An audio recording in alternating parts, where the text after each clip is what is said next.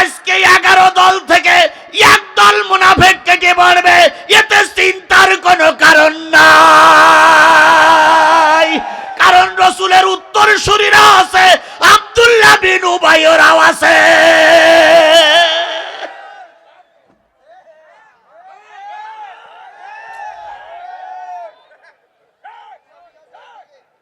আব্দুল্লাহ বিন উবাইরা কি মরে গেছে? আব্দুল্লাহ বিন উবাইরা যুগে যুগে ছিল, এখনো আছে। আব্দুল্লাহ বিন উবাইরা কিয়ামত পর্যন্ত থাকবে।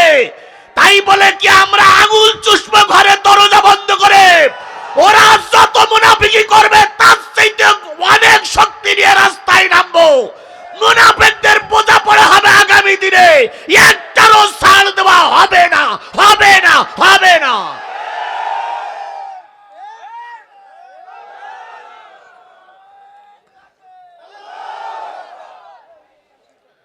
মুনাফিকরা তখনও ছিল, এখনো আছে, ঘরে ঘরে আছে। মুনাফিকরা শিক্ষা পাবে এবার ইনশাআল্লাহ।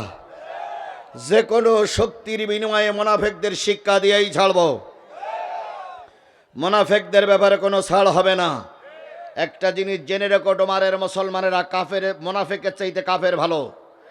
কাফেরের তাও প্রকাশ্যে বোঝা যায়, আর মুনাফিকদের বোঝা যায় না। মুনাফিকরা হলো ঘরের শত্রু, এরা টুপি মাথায় দিয়ে টুপিওয়ালাদের বিরোধিতা করছে।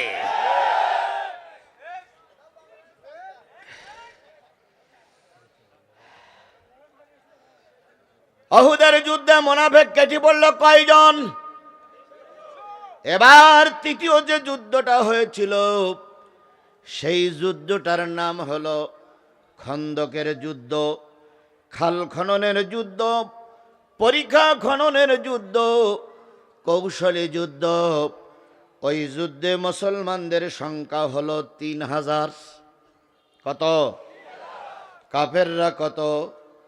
10,000। আল্লাহ নবী চিন্তা করলেন, প্রতিটা যুদ্ধে তো ময়দানে যে যুদ্ধ করছি, এবার যুদ্ধটা একটা কৌশল ভিত্তিক হবে। এবারের যুদ্ধে আমরা মদিনার শহরকে রক্ষা করব। তাই সবাই মিলে সিদ্ধান্ত হলো খাল খনন করা লাগবে। কি খনন? 10 হাত বাই 10 হাত। একটা ঘোড়া নিচে নেমে গেলে যেন উঠতে না পারে, আর একটা ঘোড়া জোরে লাফ মারলে যেন এই পারে না আসতে পারে। এই রকম একটা ব্যবধান নিয়ে আল্লাহর নবী নিজেই যুদ্ধের ময়দানে সেনা নায়ক হয়ে, সেনাপতি হয়ে কাজ করছে। তাহলে নবী যুদ্ধের ময়দানের সেনা নায়ক, নবী রাষ্ট্রপতি, নবী প্রেসিডেন্ট হলো 2 সৈনিক, নবী সেনা নায়ক হলো 2 সৈনিক। আজকে আলেমরা দেশের প্রেসিডেন্ট হবে, যারা এই ব্যাপারে নাক সিটকা সিটকি করে, নিশ্চয়ই ওদের শরীরে আবু জেহেলের রক্ত, ওদের শরীরে বৈধ বাপ মায়ের রক্ত নাই।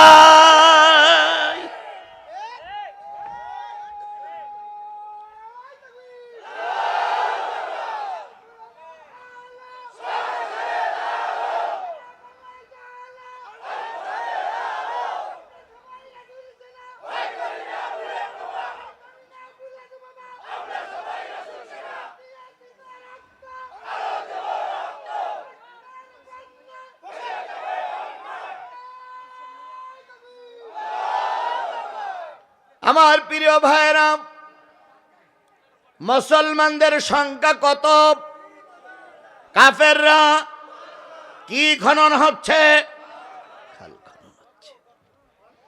সেই গর্তই হোক, গর্ত হোক, খাল হোক, যাই হোক, নদী হোক, খনন হচ্ছে। আল্লাহ রসুল খাল খনন করতেছেন। হঠাৎ করে হযরত ওমরের সামনে বিরাট একটা শক্ত পাথর পড়ে গেল। সেই পাথরটার পরে ওমর যথাসম্ভব জোরে জোরে আঘাত করলেন, কিন্তু পাথরটা ভাঙতে পারলেন না। নবীর কানে কানে যেয়ে বলতেছি, ইয়া রাসূলুল্লাহ, একটা পাথর পড়েছে, খুবই শক্ত পাথর, পাথরটা তো ভাঙা গেল না।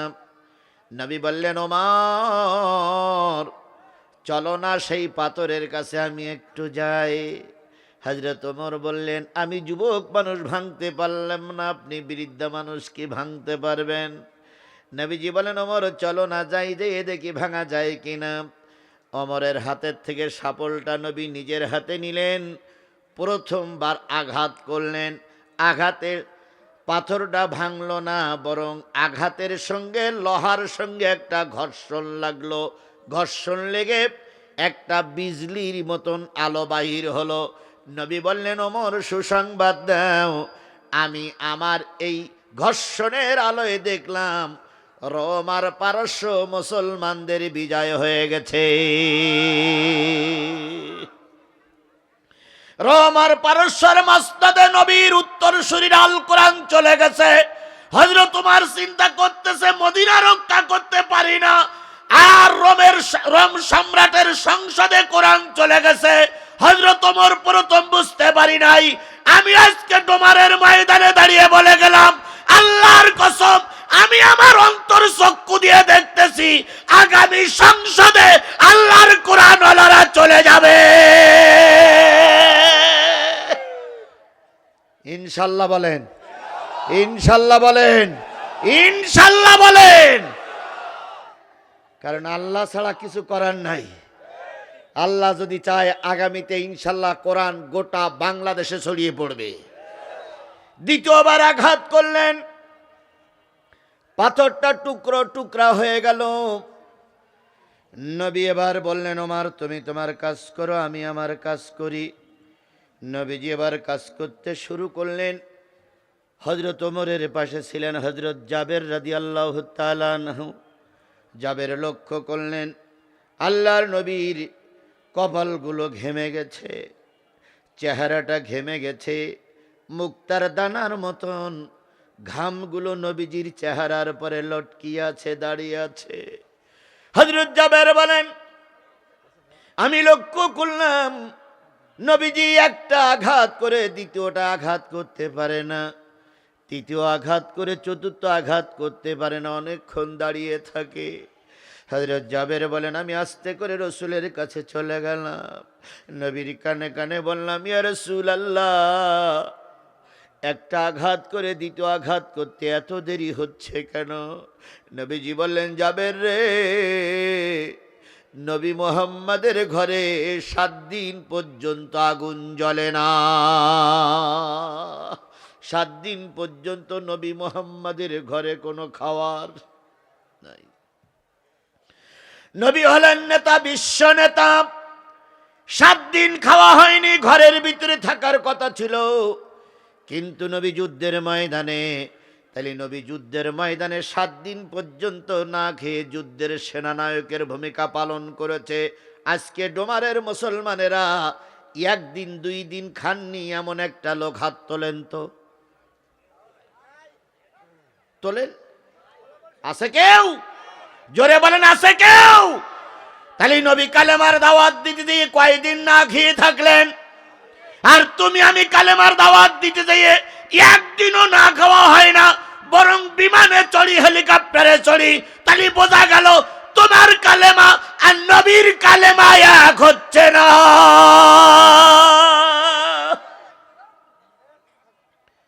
এক কালেমায় রুটি রুজি আর এক কালেমায় ফাঁসি। কথা বলেন না কেন? এক কালেমায় রুটি রুজি আর এক কালেমায় ফাঁসি। কোন কালেমায় থাকবে তুমি জানাও জগতবাসী। এক কালেমায়, এক কালেমায় রুটি রুজি আর এক কালেমায় ফাঁসি। একই কালেমা পীর মাশায়েখরা পড়লো, একই কালেমা ওলামা মাশায়েখরা পড়লো, কারোর ফাঁসি হলো না, জেল হলো না। আর এক কালেমার দাওয়াত দিতে যেয়ে আল্লামা সাঈদীকে 13টা বছর জেল খাটা লেগেছে।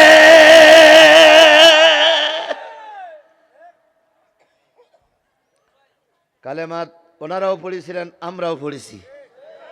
ওনারা কালেমা পড়িয়ে ফাঁসিতে ঝুললো, আর আমরা কালেমা পড়ি বিরিয়ানি খাই। তাহলে বোঝা গেল ওনাদের কালেমা আর আমাদের কালেমা এক নয়, এক নয়, এক নয়, এক নয়। পেশলে হুজুর কিছু আমার দেশে আছে, এরা জেনে বুঝেই সত্যকে গোপন করে, এরা জেনে বুঝে সত্য কথা বলে না। কথা বলেন ঠিক না বে ঠিক? যারা জেনে বুঝে সত্য গোপন করেন, কিয়ামতের দিন আল্লাহ যদি আমাকে জাহান্নামে দেয়, আপনার কাছে কৈফিয়ত নেব, আপনি কেন সত্য বুঝে গোপন করেছিলেন। আল্লাহ আমাদের বোঝার তৌফিক দিক। আমার বন্ধুগণ, জাবের বললেন, ইয়া রাসূলুল্লাহ, যদি একটু যুদ্ধের ময়দানে অনুমতি দেন, আমি আমার বাড়ির থেকে একটু স্ত্রীর সঙ্গে দেখা করে আসতে চাই। নবী বললেন, জাবের, কাফেরেরা খুব নিকটবর্তী হয়ে এসেছে, তারা মদিনা আক্রমণ করবে। জায়গা কিছুটা এখনো গর্ত খুঁটি বাকি রয়েছে, তাড়াতাড়ি কাজ সারতে হয়ে ফিরে আসো। জাবের চলে গেলেন, স্ত্রীর গলা ধরে স্ত্রীর গলায় হাত থেকে গালে একটা ছোট্ট চুমা দিয়ে বললেন, জীবন সঙ্গিনী স্ত্রী, আল্লাহর রসুলের 7 দিন খাওয়া হয় না, বেলগুলো আটতে পারে না, তাই পাথর দিয়ে বেলগুলো আটকে রেখেছে। ঘরে কোনো খাবার থাকলে অনুমতি দাও, দয়ার নবীকে আজকে আমাদের বাড়িতে দুপুর বেলার মেহমান হিসেবে দাওয়াত করতে চাই।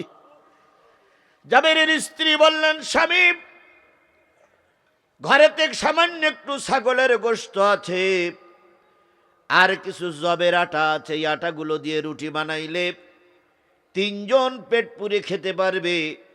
সাধারণ খাবার খাইলে 10 জন খেতে পারে। নবীর কানে কানে যেয়ে বলো, নবী যে কজন খুশি সেই কজন লোক নিয়ে যান আমার বাড়িতে আসে। জাবের চলে গেলেন, নবীকে লক্ষ্য করে বলেন, ইয়া রাসূলুল্লাহ, বাড়িতে কিছু রুটি আর গোশত পাক হয়েছে, দুপুরবেলা আপনাদের 3 জনকে দাওয়াত। নবীজি বললেন, জাবের, কতটুকু রুটি আর কতটুকু গোশত পাক করেছ? জাবের বললেন, রুটি আর গোশত যা হয়েছে 3 জন লোক পেট পুরে খেতে পারবে, 10 জন লোক হালকা খেতে পারবে। নবীজি বললেন, জাবের, বাড়ি যাও, রুটি আর গোশতের পাতিলটা ঢেকে রাখো, আমি না যাওয়া পর্যন্ত আলগা করবে না। আজকে দুপুরবেলা তোমার বাড়িতে এই পরীক্ষা খনন, খাল খনন, উহুদ খন্দকের যুদ্ধে 3000 লোক কাজ করছে। এই 3000 মানুষ আজকে তোমার বাড়িতে মেহমান। আয়োজন হয়েছে কয়জনের? অল্প করে খালি 10 জন। সেখানে যাবে কয়জন? বাড়িওয়ালার খুঁজি পাওয়া যাবে? আপনার বাড়ি যদি আসে, আপনি বাড়ি থাকবেন তো? পাশে একটা নদী আছে না? কি নদী? হ্যাঁ, এই নদী পার হয়ে ওই পারে গিয়ে বসে থাকবেন, আর বউটার কাছে বলবেন, আত্মীয় স্বজনকে গেছে, যতক্ষণ না যায় আমি নদী পার হব না। 3 জনের খাওয়া খাবে কয়জন? 3000। নবীজি জাবেরের বাড়ি উঠলেন, 1 পিস করে রুটি নিলেন, 2 পিস করে গোশত নিলেন। সাহাবীদেরকে বললেন, তোমরাও খেদমত করো। খেদমত করতে করতে 3000 সাহাবীর কাছে রুটি আর গোশত পৌঁছায় গেল। নবী বললেন, বিসমিল্লাহ, আল্লাহর নাম করে খাওয়া শুরু করো। খাইলেন, রুটি আর গোশত দিয়ে পেট পূর্ণ করে খেয়ে সবাই যুদ্ধের ময়দানে চলে গেলেন। নবী বললেন, জাবের রে, রুটি আর গোশতের পাতিলটা আলগা করবে না, যতদিন পর্যন্ত আমার উম্মতেরা ক্ষুধার্ত থাকবে, ততদিন পর্যন্ত এই পাতিল থেকে রুটি আর গোশত বাহির হতেই থাকবে। ও আমার ভাইয়েরা, রসুলের বরকতের হাত পড়লে সেখানে 3 জন লোকের খাদ্য কয়জন লোক খেতে পেরেছে? সেই দয়ার নবী, সেই মায়ার নবী, আপনার আমার নবী, সেই নবীর উপরে যেটা নাজিল হয়েছিল সেই কিতাবটার নাম কি? আমি সেই কোরআনের সূরা লোকমানের একটা আয়াত তেলাওয়াত করেছি। তেলাওয়াতকৃত আয়াতটার পরে ভিত্তি করে কথা হবে। সুতরাং যদি আল্লাহর কোরআনের মাহফিলে আপনি না আসেন, সাদা কাগজে লিখে রাখেন, কিয়ামতের দিন নবী উম্মত বলে পরিচয় দিবে না। তাহলে যে নবী আপনার আমার জন্য এত কষ্ট করেছেন, সেই নবীর নাম শোনার পরে দুরূদ শরীফ পড়া দরকার আছে না নাই? কারোর জবান বন্ধ থাকবে না, সকলে মিলে বলছি সাল্লাল্লাহু আলাইহি ওয়াসাল্লাম। বন্ধুগণ, আপনারা শুনতে এসেছেন কিসের আলোচনা? সবাই মিলে বলেন কিসের আলোচনা শুনতে এসেছেন? কমিটির লোক, এলাকার লোক, যারা আয়োজক, যারা বক্তা, যারা শ্রোতা, সবাইকে আমার কথাগুলো শোনার জন্য অনুরোধ করছি। আমরা শুনতে এসেছি কি? এই কোরআনের আলোচনার অনুষ্ঠান করেছে কারা? কমিটি। কথা বলেন। আমাকে দাওয়াত করেছে কারা? আপনাদের দাওয়াত করেছে কারা? কি বলে দাওয়াত করেছে? কোরআনের আলোচনা শোনানো হবে। কথা বলেন ঠিক না বেঠিক? আমাকেও বলেছে হুজুর আপনি কোরআন থেকে আলোচনা করবেন, আর আপনাদের বলেছে কোরআন থেকে আলোচনা শোনানো হবে। কথা বলেন। তাহলে আমি কোরআন থেকে আলোচনা করব, আপনারা কোরআন থেকে আলোচনা শুনবেন তো ইনশাল্লাহ? যদি কমিটির কোনো সমস্যা হয় তাহলে তাফসীর মাহফিল দিলেন কেন?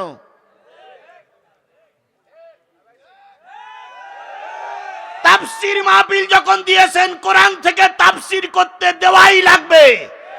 আমাদেরকে ডেকে এনেছেন তাফসীর করার জন্য, শ্রোতা ডেকেছেন তাফসীর শোনানোর জন্য।